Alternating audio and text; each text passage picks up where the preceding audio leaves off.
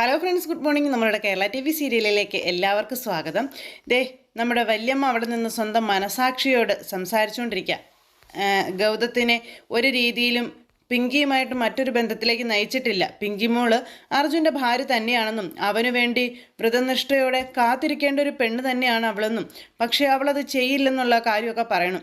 തനിക്ക് മറ്റൊരു പ്രണയമുണ്ടെന്ന് അവൾ തുറന്നു പറഞ്ഞിട്ടും ആഗ്രഹിച്ചു വാശി പിടിച്ച് അവളെ കെട്ടിയത് അവൻ. അവനെ ഒരിക്കലും ഞാൻ വേദനിപ്പിക്കില്ല. പിങ്കിയെ എനിക്ക് ഇന്ത്യ വരത്തിൽ നിർത്തിയേ പറ്റൂ. അർജുനോടുള്ള സ്നേഹം കൊണ്ട് മാത്രമല്ല, പിങ്കിയുടെ കുടുംബസമ്പത്തിലും നീ കണ്ണു വെച്ചിട്ടില്ലേ അരുന്ധതി എന്ന് മനസാക്ഷി ചോദിച്ചപ്പോഴേക്കും അതിലിപ്പോൾ എന്തത്ര തെറ്റിരിക്കുന്നതെന്ന് അരുന്ധതി മനസാക്ഷിയോട് ചോദിക്കുക. മറ്റു മരുമക്കള് വെറും കൈയോടെ വലിഞ്ഞു കയറി വന്നപ്പോൾ എല്ലാ ചിട്ടവട്ടങ്ങളോടെയും ഈ വീട്ടിലേക്ക് കയറി വന്ന പെണ്ണിൻ്റെ സമ്പത്ത് ഈ കുടുംബത്തിലെ അവകാശമല്ലേ എന്ന് ചോദിച്ചു. അതൊക്കെ കേട്ടപ്പോൾ മനസാക്ഷി നിന്ന് ചിരിക്കുക. അതാഗ്രഹിച്ചാൽ അതിനെന്താ തെറ്റ്? നന്ദയോടുള്ള വെറുപ്പോ അവളോട് നീ കാണിക്കുന്നതും ചെയ്യുന്നതും അനീതിയല്ലേ, ക്രൂരതയല്ലേ എന്ന് ചോദിച്ചു. അത് കേട്ടപ്പോൾ ഒന്നും മിണ്ടുന്നില്ല. അവളെ ഗൗതത്തിൽ നിന്നും വേർപെടുത്തിയാൽ എന്ത് ആത്മനിർവൃതിയാണ് നിനക്ക് കിട്ടാൻ പോകുന്നത് എന്നൊക്കെ ഇങ്ങനെ മനസാക്ഷി ചോദിച്ചു. അതുമാത്രമല്ല, ലക്ഷ്മിയോടുള്ള നിന്നുടെ സ്ഥിരം ശത്രുത അത് അതിര് വിടുന്നില്ലെന്ന് ചോദിച്ചപ്പം ഈ ഇന്ത്യവരം കുടുംബത്തിൻ്റെ അന്തസ്സിനും ആഭിജത്തിനും ചേരാത്ത രണ്ട് മരുമക്കളാണ് ലക്ഷ്മിയും നന്ദയും. അവരോടുള്ള എൻ്റെ പക അതൊരിക്കലും മാറില്ല. പിന്നെ അവരോട് നീ കാണിക്കുന്നതൊക്കെ അത് അനീതി തന്നെയാണ്. നീ മാറണം, നീ മാറിയേ പറ്റൂ അരുന്ധതി. അതിന് ഞാൻ കുറേയൊക്കെ ശ്രമിക്കാമെന്ന് അരുന്ധതി മനസാക്ഷിയോട് പറയുന്നു. നീ നിന്നെ തന്നെ തിരുത്തണം, അല്ലെങ്കിൽ അതൊക്കെ ഒരുപാട് ദുരന്തങ്ങളിലേക്ക് വഴി കാട്ടുമെന്നൊക്കെ പറഞ്ഞുകൊണ്ട് സ്വന്തം മനസാക്ഷി അവിടെ നിന്ന് അങ്ങ് പോയി. അപ്പോഴും പുള്ളിക്കാരി അവിടെ ഇരുന്ന് ഇങ്ങനെ ആലോചിക്കുക, ഞാൻ അങ്ങനെ മാറണോ വേണ്ടയോ എന്നുള്ളത്.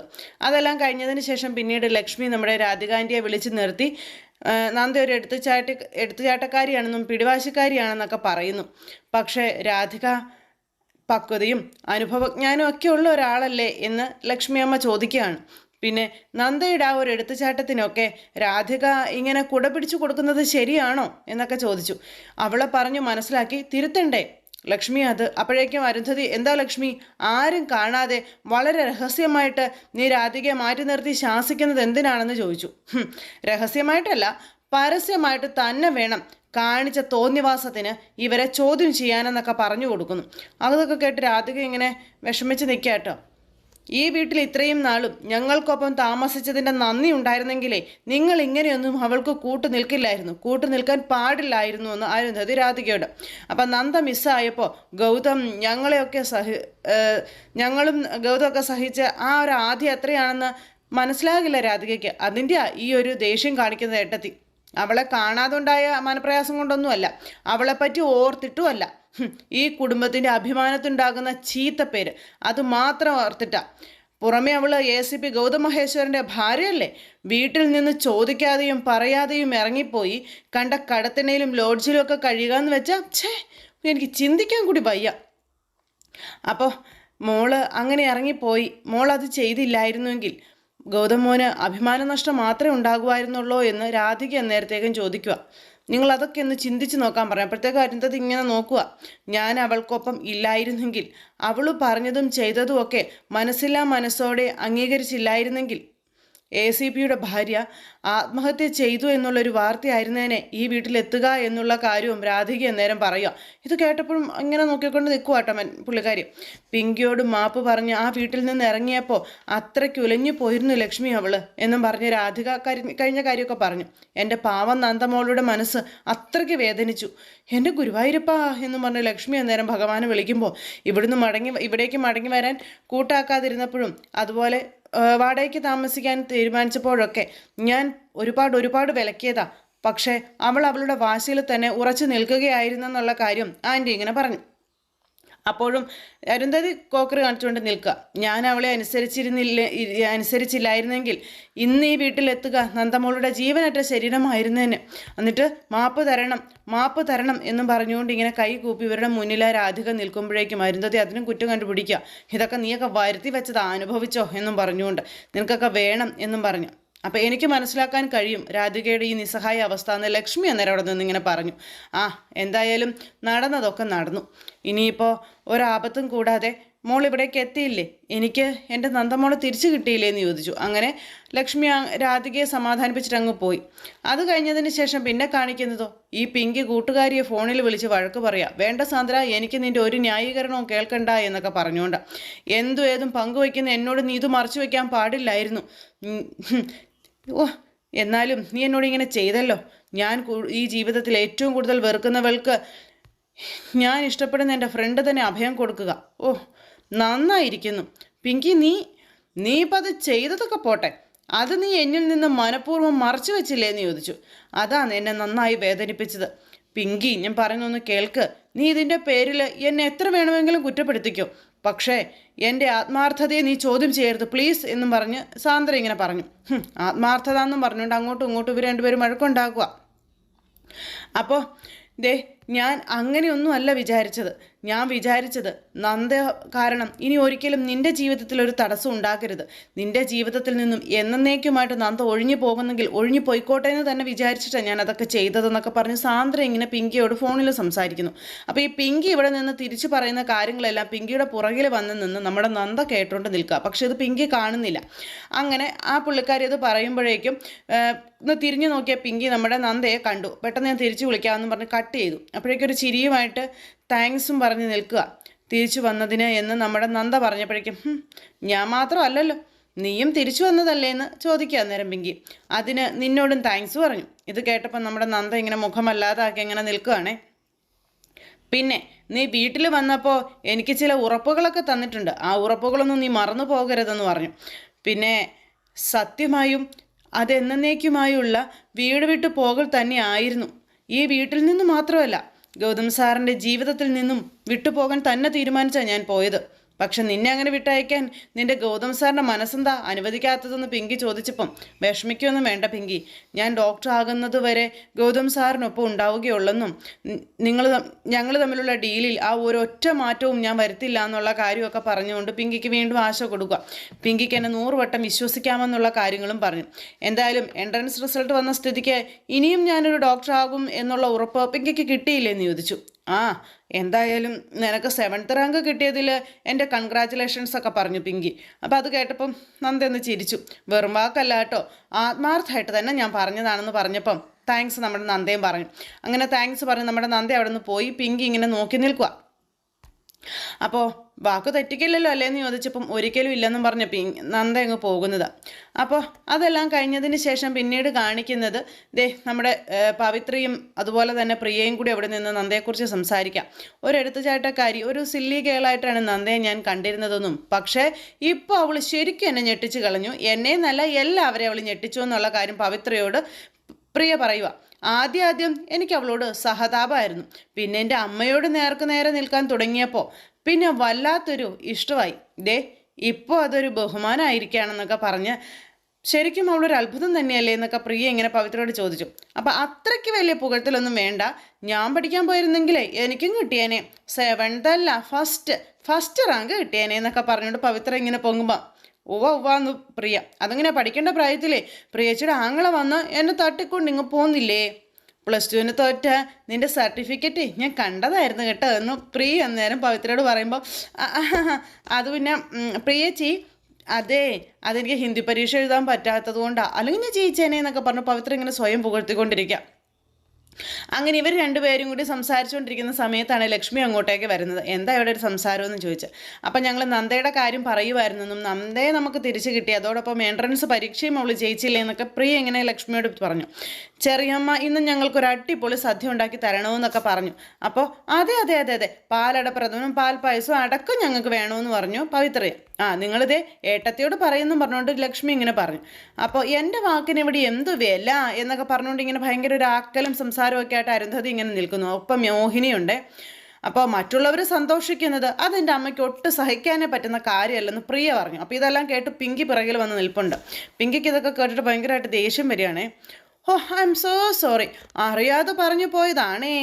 ലക്ഷ്മി, നീ സദ്യ ഒരുക്കിക്കോ കേട്ടോ, നീ എന്ത് വേണമെങ്കിലും കാണിച്ചോ, നിങ്ങളുടെയൊക്കെ സന്തോഷം ഞാനായിട്ട് തല്ലിക്കിടത്തിയെന്നൊന്നും വേണ്ടാന്നും പറഞ്ഞുകൊണ്ട് ഇങ്ങനെ ഈ പുള്ളിക്കാരി പറയുന്നൊന്നും പിങ്കിക്ക് ഇഷ്ടപ്പെടുന്നില്ല. പിന്നെ നന്ദയെ കണ്ടു കിട്ടിയതും അവൾക്ക് റാങ്ക് കിട്ടിയത് മാത്രമല്ല ഈ വീട്ടിലുണ്ടായ വിശേഷം. പിണക്കും എല്ലാം മറന്ന് പിങ്കി മോളും മടങ്ങി വന്ന് ആ ഒരു വിശേഷം കൂടി ഈ വീട്ടിലുണ്ട്. എന്താ അതെല്ലാവരും മറന്നുപോയെന്ന് ചോദിച്ചു. പിങ്കി ഇതൊക്കെ കലിപ്പോട് കൂടി കേട്ടിങ്ങനെ നിൽക്കുകയല്ലേ. അതിൻ്റെ പേരിൽ ഇവിടെ സന്തോഷവും ഇല്ല, സദ്യയില്ല, ഒന്നുമില്ല എന്നും പറഞ്ഞ് അവിടുന്ന് മോഹിനിയും അരുന്ധതിയും കൂടെ ഒരു കോൾ അങ്ങ് വെച്ചിട്ട് അങ്ങ് പോയി. അപ്പോൾ പോകുന്നതിന് മുൻപ് ഇതൊക്കെ മോഹിനി നമ്മുടെ പിങ്കി കേൾക്കുന്നുണ്ടെന്ന് ഉറപ്പ് വരുത്തിയിട്ടാണ് പോകുന്നത്. അപ്പോഴേക്കും അരുന്ധതി, ലക്ഷ്മി സദ്യ ഒരുക്കിക്കോ എന്നും പറഞ്ഞിട്ട് അങ്ങ് പോയി. ലക്ഷ്മി ഇങ്ങനെ ധർമ്മസങ്കടത്തിൽ അവിടെ നിൽക്കുന്നു. അതുപോലെ തന്നെ നമ്മുടെ പിങ്കിയും അവിടെ ഇങ്ങനെ വിഷമിച്ച് ഇങ്ങനെ നിൽക്കുന്നു കലിപ്പോടുകൂടി. എന്നിട്ട് അകത്തേക്ക് കയറിപ്പോയി. റൂമിൽ പോയിരുന്നു വായിക്കാനിരുന്നിട്ടൊന്നും വായിക്കാനൊന്നും പറ്റുന്നില്ല പിങ്കിക്ക്. എന്താ നമ്മുടെ ഗൗതം അവിടെ ഇരുന്ന് ചാനലുകാരോട് നമ്മുടെ നന്ദയെക്കുറിച്ച് പറഞ്ഞ കാര്യങ്ങൾ ഓർത്തിട്ട്, അപ്പോൾ ഞാൻ കെട്ടിയ താലിയേക്കാൾ ബലപ്പെട്ടതായിരിക്കും അവൾക്ക് കിട്ടിയ ഒരു ഇത് എന്നൊക്കെ പറഞ്ഞു, അവൾക്ക് കിട്ടിയ ഒരു റാങ്ക് തുടങ്ങിയ കാര്യങ്ങളൊക്കെ ഇങ്ങനെ പറയാം. അപ്പോൾ അതിനെപ്പറ്റിയൊക്കെ ഇരുന്നാണ് പിങ്കി ചിന്തിക്കുന്നത്. അവൾക്ക് കിട്ടിയ ഈ ഒരു റാങ്ക് അത് അവൾ ചിലപ്പോൾ ഗൗതത്തിൻ്റെ മനസ്സിലേക്ക് കൂടുതൽ ഇടിച്ചു കയറുകയാണോ? ഏയ് അങ്ങനെയൊന്നും വരില്ല. നന്ദ MBBS പഠിക്കാൻ പോകുന്നതും അവൾ ഡോക്ടറാകുന്നതും ഒക്കെ നിനക്ക് കിട്ടുന്ന ഒരു വലിയ അവസരമല്ലേ പിങ്കി എന്നുള്ള കാര്യമൊക്കെ പിങ്കി ഇങ്ങനെ സ്വയം ഇരുന്ന് ചോദിക്കുക. കിട്ടിയ അവസരത്തിൽ കയറി ഗൗതത്തെ പ്രണയിക്കുക എന്നുള്ളത്. അങ്ങനെ പിങ്കി രണ്ടും കൽപ്പിച്ച് അങ്ങനെ അങ്ങ് തീരുമാനിക്കുന്നു. സ്വന്തം മനസാക്ഷിയോട് ചോദിക്കുകയാണ് അവിടെ ഇരുന്ന് ഈ പറയുന്ന പിങ്കിയും. ഇത് കഴിഞ്ഞ് പിന്നീട് കാണിക്കുന്നതോ നമ്മുടെ നന്ദ ഇങ്ങനെ അച്ഛൻ്റെ ഫോട്ടോ എടുത്ത് കയ്യിൽ പിടിച്ചിട്ട്, അച്ഛൻ മരണക്കിടക്കയിൽ വെച്ച് എന്നോട് പറഞ്ഞ ആ ഒരു ആഗ്രഹം ഇപ്പം സാധിക്കാൻ പോവുക, അച്ഛൻ്റെ മോള് ഡോക്ടറാകാൻ പോവുകയാണെന്നൊക്കെ പറഞ്ഞാൽ ഫോട്ടോയിൽ നോക്കിയൊക്കെ ഇരുന്ന് ഇങ്ങനെ സംസാരിക്കുന്നു. അപ്പോൾ ഏറ്റവും കൂടുതൽ സന്തോഷം ഗൗതം സാറിനാണെന്നൊക്കെ പറഞ്ഞ് ഇങ്ങനെ അച്ഛൻ്റെ ഫോട്ടോയിൽ നോക്കി കരഞ്ഞുകൊണ്ടിരിക്കുന്ന നമ്മുടെ നന്ദയെ നോക്കി റൂമിലേക്ക് ഗൗതം കയറി വന്നു. ഗൗതമൊക്കെ സന്തോഷത്തോടെ കേട്ടോണ്ട് നിൽക്കാം. ഇപ്പോൾ ഗൗതം സാർ എനിക്ക് എൻ്റെ അച്ഛനെ പോലെ തന്നെയാണെന്നൊക്കെ പറഞ്ഞുകൊണ്ട് നമ്മുടെ നന്ദ പറയുന്നു. ഇതൊക്കെ നമ്മുടെ ഗൗതം കേൾക്കുക കേട്ടോ. അപ്പം നന്ദ കണ്ടില്ല ഗൗതം വന്ന് നിൽക്കുന്നത്. അച്ഛനെ പോലെ തന്നെ എന്നെ കരുതലോടെ കൊണ്ടു നടക്കുന്ന ഒരു ഗാർഡിയനാണെന്നൊക്കെ നന്ദ ഇങ്ങനെ ഫോട്ടോയിൽ നോക്കി പറയണു. അപ്പോൾ ഇതൊക്കെ കേട്ട ഗൗതം ഇങ്ങനെ നന്ദയ്ക്ക് അരികിലേക്ക് വന്നു. അപ്പോഴേക്കും നന്ദ കണ്ണുനീരൊക്കെ തുടച്ച് സാറിൻ്റെ അടുത്ത് ഇങ്ങനെ ഇരിക്കുക. അപ്പോൾ നന്ദേ എന്നും പറഞ്ഞിങ്ങനെ വിളിച്ചു. അല്ല താനിപ്പോൾ അച്ഛനോട് എന്താ പറഞ്ഞത്? ഞാനൊന്നും പറഞ്ഞില്ലല്ലോ. അല്ല താനിപ്പോൾ അച്ഛനോട് പറഞ്ഞില്ലേ ഞാൻ തൻ്റെ ഗാർഡിയനാണെന്ന്? നീ തന്നെയാണല്ലോ അച്ഛനോട് ഇപ്പോൾ പറയുന്നത് ഞാൻ നല്ല ഗാർഡിയനാണെന്നും നിൻ്റെ അച്ഛനെ പോലെ ആണെന്നൊക്കെ. എന്നിട്ടെന്താ ഇന്നലെ എന്നോട് ചെയ്തതുപോലെ നീ നിൻ്റെ അച്ഛനോട് ചെയ്യുമായിരുന്നോ എന്ന് ഗൗതം അന്നേരത്തേക്കും ചോദിക്കുക. അത് കേട്ടപ്പോൾ നമ്മുടെ നന്ദ ഇങ്ങനെ വിഷമത്തോടെ ഇങ്ങനെ നിൽക്കുകയാണേ, ഒന്നും പറയാനില്ലാതെ. അങ്ങനെ നമ്മുടെ നന്ദയും ഗൗതവുമായിട്ട് റൂമിൽ നിന്ന് ഇങ്ങനെ സംസാരിക്കുന്നു. അങ്ങനെ ഇനി ഒരിക്കലും തന്നെ വേദനിപ്പിക്കരുതെന്നൊക്കെ പറഞ്ഞുകൊണ്ട് ഇങ്ങനെ പറയുമ്പോൾ സോറിയൊക്കെ പറഞ്ഞ് നിൽക്കുമോ നമ്മുടെ ഗൗതത്തിനോട് നന്ദ. അപ്പോഴേക്കും നമ്മുടെ ഗൗതത്തിനോട് അതെ ഈ ഒരു സ്വഭാവമൊക്കെ മാറ്റണം, നിൻ്റെ എടുത്തുചാട്ടം മാറ്റണമെന്നൊക്കെ പറഞ്ഞുകൊണ്ട് നന്ദ ഇങ്ങനെ തിരിഞ്ഞ് നിൽക്കുമ്പോൾ നന്ദയോട് ഗൗതം പറയുമ്പോൾ നന്ദ ഇങ്ങനെ തിരിഞ്ഞ് നിൽക്കുക. അല്ല നിൻ്റെ ഈ 4 വയസ്സുകാരിയുടെ പിടിവാശിയൊക്കെ ആയിട്ട് നിൽക്കുന്ന നീ ഇത്രയും മാർക്ക് മേടിച്ചെന്ന് എനിക്ക് വിശ്വസിക്കാൻ കഴിയുന്നില്ല എന്ന് പറഞ്ഞു. സത്യമാണോ? കോപ്പി അടിച്ചതാണോ എന്നൊക്കെ ചോദിച്ചപ്പോഴേക്കും നമ്മുടെ നന്ദ ഇങ്ങനെ ഒരു ചിരി, അതുപോലെ ഗൗതവും ചിരിച്ചു. അങ്ങനെ അവർ രണ്ടുപേരും കൂടി ഇങ്ങനെ ചിരിയായിട്ട് ഇങ്ങനെ നിൽക്കുന്നു. നാളെയാണ് ഇൻ്റർവ്യൂ എന്ന് അന്നേരം ഗൗതം പറഞ്ഞു. കൊണ്ടുപോകേണ്ട സർട്ടിഫിക്കറ്റ്സും ഡോക്യുമെൻറ്റ്സും എല്ലാം ഓക്കെ അല്ലേ എന്ന് ചോദിച്ചപ്പോൾ എന്നും പറഞ്ഞു മൂളിക്കൊണ്ടിരിക്കുക നന്ദ. ഞാൻ പ്രിയേച്ചിയോട് പറഞ്ഞിട്ടുണ്ട്, പ്രിയേച്ചി എന്നെ ഇൻ്റർവ്യൂവിന് കൊണ്ടുപോകാമെന്ന് സമ്മതിച്ചിട്ടുമുണ്ട്. അപ്പോൾ എന്നാലേ പ്രിയേച്ചി അല്ല ഞാനാ തന്നെ കൊണ്ടുപോകുന്നത് എന്ന് നമ്മുടെ ഗൗതം പറഞ്ഞു. അപ്പോൾ സത്യമാണോ എന്ന് ചോദിച്ചു നന്ദ. ഞാൻ നാളെ ലീവ് എടുത്തിട്ടുണ്ട്. എന്താ ഞാൻ കൊണ്ടുപോയാൽ പോരെ നിന്നെ? മതി താങ്ക്സ്. എന്നാലേ നാളെ പോകേണ്ടതല്ലേ, വേഗം കയറുന്ന ഉറങ്ങിക്കോളാൻ പറഞ്ഞു. പതിവ് പോലെ ഉറക്കൊളിച്ച് വഴക്കൊന്നും പിടിക്കണ്ട, നമുക്ക് ഇവിടെ തന്നെ ഈ തലേണ്ണയൊക്കെ മതിൽ വെച്ച് കിടന്നുറങ്ങാമെന്ന് പറഞ്ഞു. അപ്പോൾ തലേണ്ണ ഇത് മതിൽ വെക്കണ്ടെന്ന് പറഞ്ഞു ഗൗതത്തിനോട് നന്ദ. അതെന്താന്ന് ചോദിച്ചു. അത് വേണ്ടാന്ന് പറഞ്ഞു വീണ്ടും നന്ദ. അങ്ങനെ രണ്ടുപേരും അങ്ങോട്ടും ഇങ്ങോട്ടും കണ്ണിൽ നോക്കി കുറച്ച് നേരം ഇങ്ങനെ നിന്നു കേട്ടോ. അങ്ങനെ രണ്ടുപേരുടെയും ഇടയിൽ വീണ്ടും ആ ഒരു സന്തോഷം, സ്നേഹം, പ്രണയം എന്തൊക്കെയോ ആവുകയാണ്. അപ്പോൾ കാണാതാകുമ്പോൾ ഗൗതം സാർ അടുത്തുണ്ടായിരുന്നെങ്കിൽ എന്ന് ഞാൻ ആശിച്ചു പോകും എന്നും പറഞ്ഞുകൊണ്ട് ഇങ്ങനെ പറയുക. അപ്പോൾ നന്ദ ഡോക്ടറായി കഴിയുമ്പോൾ എന്ത് ചെയ്യുമെന്ന് ചോദിച്ചു ഗൗതം. അപ്പോൾ അത് തന്നെ ഞാനും ചോദിക്കുന്നത്, എന്ത് ചെയ്യുമെന്ന്. ഞാൻ ഡോക്ടറായി കഴിയുമ്പോൾ ഗൗതം സാറ് എന്ത് ചെയ്യുമെന്ന് ചോദിച്ചു നന്ദ. അപ്പോൾ ഗൗതം ഇങ്ങനെ നോക്കുവട്ടെ നന്ദയെ തന്നെ. അങ്ങനെ അവർ രണ്ടുപേരും അങ്ങോട്ടും ഇങ്ങോട്ടും മറുപടി ഇല്ലാതെ നോക്കിക്കൊണ്ട് ഇങ്ങനെ നിൽക്കുന്നു. അപ്പോഴേക്കും നന്ദ ഇങ്ങനെ പൊട്ടിച്ചിരിച്ചു. അപ്പോഴേക്കും നമ്മുടെ ഗൗതവും ചിരിച്ചു. അങ്ങനെ രണ്ടുപേരും ചിരിച്ചും തമാശ പറഞ്ഞും കളിയും രസവും ഒക്കെ ആയിട്ട് ഇങ്ങനെ അവിടെ നിൽക്കുന്നു. അത് കഴിഞ്ഞതിന് ശേഷം പിന്നീട് നമ്മുടെ ഗൗതം കയറി കിടന്നു. പിന്നെ നന്ദയെ ഇങ്ങനെ കണ്ണാടിയിൽ കാണാം. അപ്പോൾ കണ്ണാടിയിൽ കാണുന്ന നന്ദയെ തന്നെ ഗൗതം ഇങ്ങനെ നോക്കി നിൽക്കുന്നു.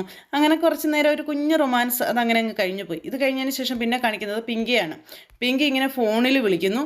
പിങ്കി ഫോണിൽ വിളിച്ചുകൊണ്ട് നിൽക്കുന്ന സമയത്ത് അവരുടെ റൂമിൽ നിന്ന് ചിരിയും കളിയും തമാശയും ഒക്കെ ഇങ്ങനെ കേൾക്കുക. അപ്പം പിങ്കിയെ തകർത്തുകൊണ്ടാണ് ഗൗതത്തിൻ്റെയും നന്ദയുടെയും ബെഡ്റൂമിൽ ആ ഒരു രഹസ്യം സംഭവിക്കുന്നത്. അപ്പോൾ ഇതെന്താണെന്ന് പിങ്കിക്ക് അറിയില്ലല്ലോ. അപ്പോഴേക്കും ഈ എന്നൊക്കെ പറഞ്ഞ് ഒച്ചയൊക്കെ കേൾക്കുന്നുണ്ട്. അപ്പോഴേക്കും പിങ്കിയുടെ ചങ്കിടിക്കാൻ തുടങ്ങി. അപ്പോൾ നന്ദ തന്നെ ചതിച്ചു. നന്ദ തനിക്ക് തന്ന വാക്ക് പാലിച്ചില്ല എന്നുള്ളൊരിതിൽ പെട്ടെന്ന് വാതിൽ കൊട്ടി ഗൗതം എന്നും പറഞ്ഞുകൊണ്ട് ഈ പിങ്കി പോയി വിളിച്ചു. അപ്പോഴേക്കും ഗൗതം വന്ന് വാതിൽ തുറന്നേ.